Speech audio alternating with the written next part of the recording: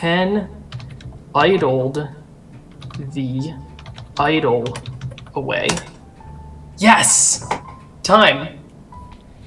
What's that guy's problem? Hello there, I'm a future version of the Anthony that recorded this video down below. You're about to watch a video of me trying to solve the 3 puzzles that I didn't obtain answers for in the 6th video of the UMD Jeopardy hunt. But before we get to that video, I wanted to make a very important announcement. Since the filming of the 6 original UMD Jeopardy hunt videos and the rest of this bonus video that you're about to watch now, there's been some news. The UMD Puzzle Club has gotten a new website. It's umdpuzzle.club, and I'll leave a link to that in the description. But perhaps more exciting is the first paragraph on this new website. The team is currently developing a puzzle hunt planned for January 2nd, 2021. So if you enjoyed my series on solving the UMD Jeopardy hunt, please know that all of that fun was made possible by the puzzle creators in the UMD Puzzle Club, and that they have another hunt coming out very soon.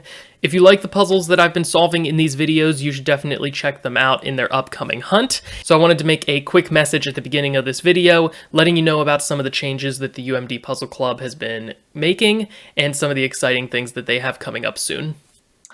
Hi, how are you? I'm Anthony from Cypher House Escape, back with some more of the University of Maryland Jeopardy Puzzle Hunt. If you missed the last video, you should probably go back and check that out, because I actually finished the final 2 meta puzzles of this puzzle hunt. I skipped a couple of the puzzles on my way to get to those meta puzzle answers, so today I'm going to go back and take a look at some of those puzzles that I skipped, and see if I can figure out the correct way to solve them. Okay, so I looked at this puzzle in a previous video, just briefly. Pretty much long enough to tell that there are a bunch of mazes. Each maze has a number on a post-it note. This also comes with a Google Drive folder of some soundtracks, so I'm going to have a listen to these. Well, it's now time to play the game called Mornington Crescent. Okay, so I'm probably not going to play all of that audio. Just to give a brief description of what's happening here. It seems to be a recording of this game called Mornington Crescent, which is recorded on BBC Radio for the show I'm Sorry, I Haven't a Clue, which is the name of the puzzle. So, how does this game work? The game consists of each panelist in turn announcing a landmark or street, most often a tube station on the London Underground system. The aim is to be the first to announce Mornington Crescent, a station on the Northern Line. There's also this map of what I assume to be some of the underground stations in London. So I guess I'm going to try listening to the audio again and see if I can find any of the locations that they say on this map. I also still have all these mazes, of course. And I don't really know why I have these. Could these be on the walls of underground stations in London? That would be at least a connection between the 2 parts of this puzzle. I'm just looking at the backgrounds and it's like a lot of tile. Maybe I should try reverse image searching some of these. Art on the Underground by Mark Wallinger.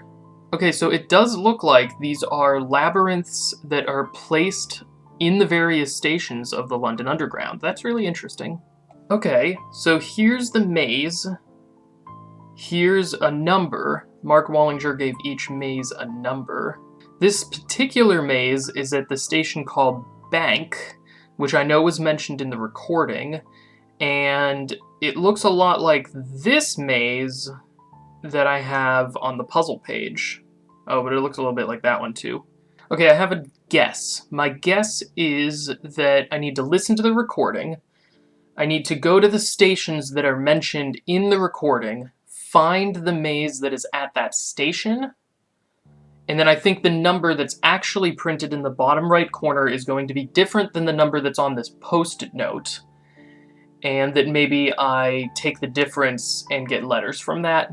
There are 15 mazes, and I'm thinking about 15 stations were mentioned in the recording, so hopefully that is correct and I'm on the right path. Okay, so the first station that seems to be mentioned is this Googe Street. Here's the Googe Street Labyrinth, I think. Okay, so we're looking for this maze. There's green tile background. Let me see if I have this in the file. That's the one there. So this is the image of the maze on Googe Street, but they have number 177 here instead of 175. So basically, if I take the difference of these two numbers, I get 2. That could be an index into the station name of Googe Street, or it could be just it's the number 2, so I'm taking a B. We'll see which of those options is correct in a couple minutes. But I'm also making another column over here because I think I'm going to have to order these in the order that they're said in the recording, which means Googe Street will be first. Okay, the next station that's mentioned is Warren Street. And here we have an image of Maze 174 on Warren Street. So now I need to find this one in the puzzle file. And it looks like it's this one. It's right next to Googe Street. So they have number 179 here. And so this could be an E, but that could still feasibly be an index. So this looks like it's the start of a word. So I'm going to assume that that's what we're doing here. I'm going to go straight to Seven Sisters. Seven Sisters. 169, Seven Sisters. All right, here we go. On our main puzzle, it's 170. So we have 7 Sisters. 169, which gives us an A. Here's a picture of the maze at Morden, 119. And the number given in the puzzle is 139. And we have the word beat. Here's Victoria, it's 103. So here's Totteridge and Weston. Okay, so we've successfully made the word Beatles, but it looks like we're only about halfway through, so I gotta keep going here. Clapham? Oh no. There's 3 Claphams. There's Clapham Common, North and South. So here's 111, 112, and 113. So let's go back to the puzzle and see if any of these match. Okay, so I'm thinking we're going with the one that in the puzzle is 113 here. It's the maze from Clapham Common, which is the one I would have guessed, given that we were just told Clapham. Okay, Bank is next. I'm thinking this is going to spell Beatles album. Waterloo, Burnt Oak, Queensway, which gives us the M. Okay, so we have Beatles album. Now, what kind of album is it? What are we looking for? Baron's Court, Earl's Court, and then they go to Mornington Crescent. Beatles album DLR. Ah, Abbey Road. Of course. Okay, Abbey Road is a railway station in London.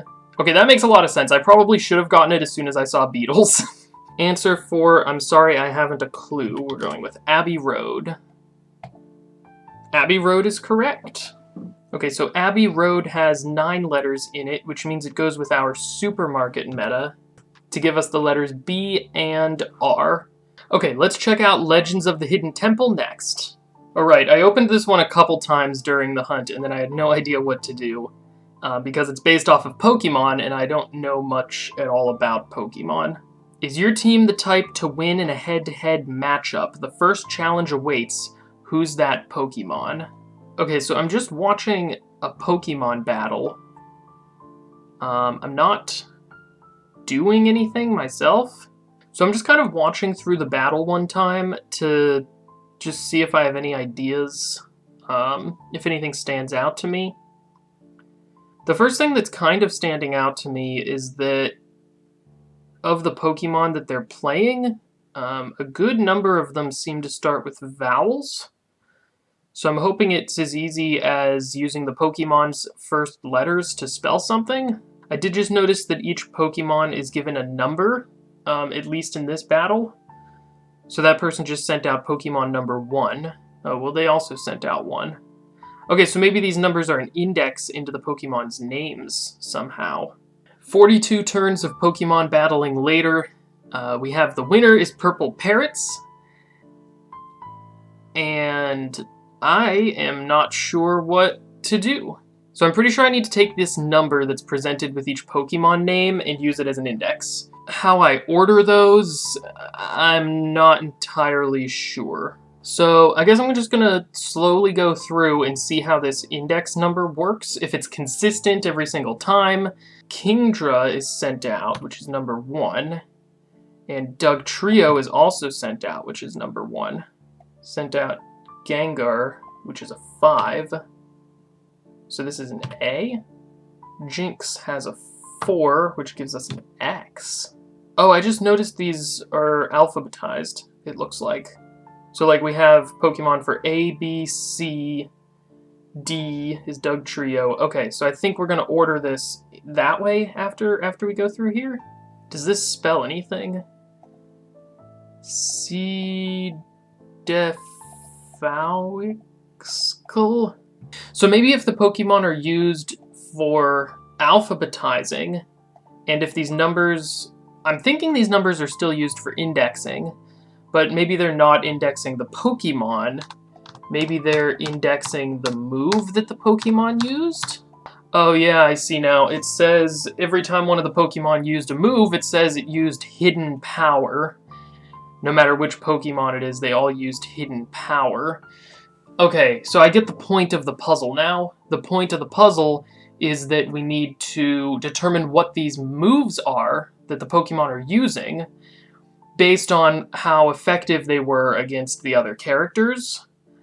And then we can index into those moves using these numbers. Now, as I said, I know nothing about Pokemon, so this is going to be a bit difficult for me. I guess I need to find these Pokemon and what moves they can each do. Okay, so Kingdra is a water dragon type, and Doug Trio is a ground type. How do I find what moves they can do? I'm assuming that each Pokemon only uses one move. I don't know how to tell which move this Pokemon used.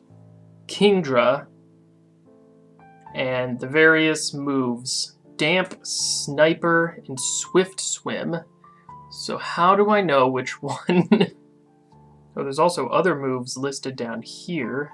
So what do we got? 96%.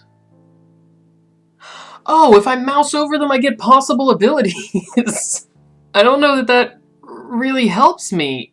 Wait, these are the same ones that are listed here. Damp, Sniper, and Swift Swim.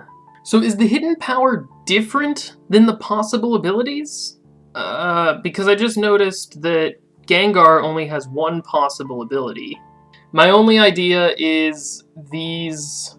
I don't think these abilities that are shown are options for the hidden power that the Pokemon could be using. I think I need to look at this list of possible moves. I don't know if moves are the same thing as powers.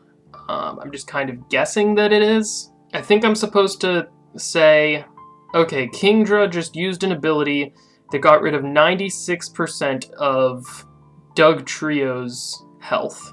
There is an errata here that the hidden power type for Doug Trio cannot be determined, but its type is Ice. And at least on the version that I'm using of this dictionary lookup of Pokemon, Doug Trio does not have any moves that are of the Ice type. Okay, I'm gonna call it there. I clearly do not have the knowledge of Pokemon needed in order to solve this puzzle, so I'm gonna take a look at the solutions and show them on the video so that we all know how this puzzle could have been solved if it was being done by someone who was competent with Pokemon. In the replay, all Pokemon are using the move Hidden Power, which should stand out given the title of the puzzle. Hidden Power has the unique mechanic of being able to act as different types. Oh, Hidden Power is a real Pokemon thing? Oh, okay, Hidden Power is a real move in Pokemon. So it looks like Hidden Power is some kind of move that a lot of Pokemon can do, and it always does the same amount of damage, at least in Generation 7. But the type of the Hidden Power attack depends on the type of Pokemon that's being used in some way, and I don't understand how.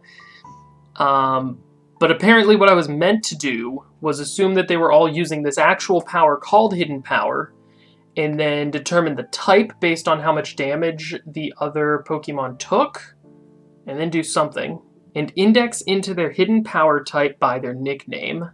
Okay, so that number that was next to their name is just meant to index into the actual Hidden Power type. And that spells it's Igglybuff. I'm going to color this in a red color because I did not solve it myself, so I'm not giving myself credit for it. So that's the final missing answer to our supermarket sweep meta. Okay, now we have this puzzle called Wild Animal Games. The villagers are pretty cross with you, Mayor. You were gone for such a long time, they all moved onto New Horizons. Right. So this puzzle is based off of the Animal Crossing's New Horizons game. Another game which I haven't played, so I'm sorry, you're gonna have to watch me struggle through this one too. All that the puzzle really seems to give us is a link to a Google Drive folder with some tunes. I wonder if there's any chance that Shazam knows Animal Crossing music.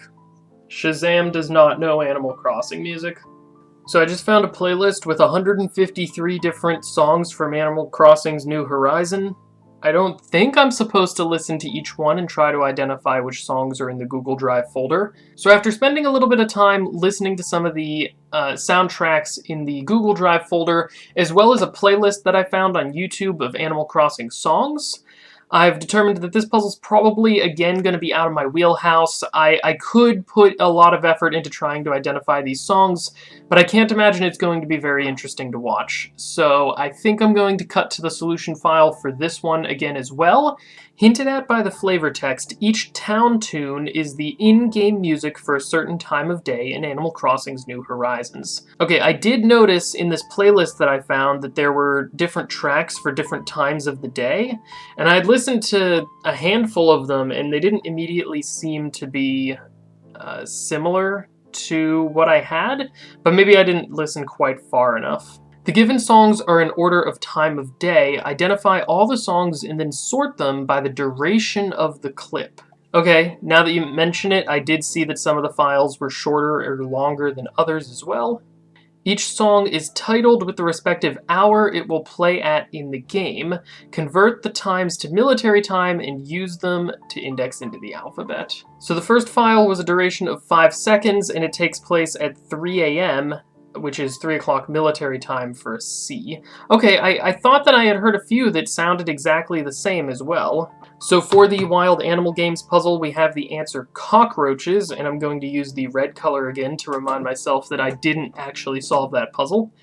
So this is going to go into the fear factor, and I think it's going to be our missing answer here. The fear of cockroaches is cat-sorry-dophobia. Oh, this one's only length 15. So this one goes here. Thank you so much for watching. I hope that you enjoyed me going through these last couple of puzzles. Again, you should check out the UMD Puzzle Club, especially for their upcoming puzzle hunt in January of 2021. Let me know what other puzzle-related things you want to see me do here on the channel. I'm already putting a couple of videos together based on suggestions that have been made in the comments of other videos. So thank you again, have a great day, and as always, happy escaping.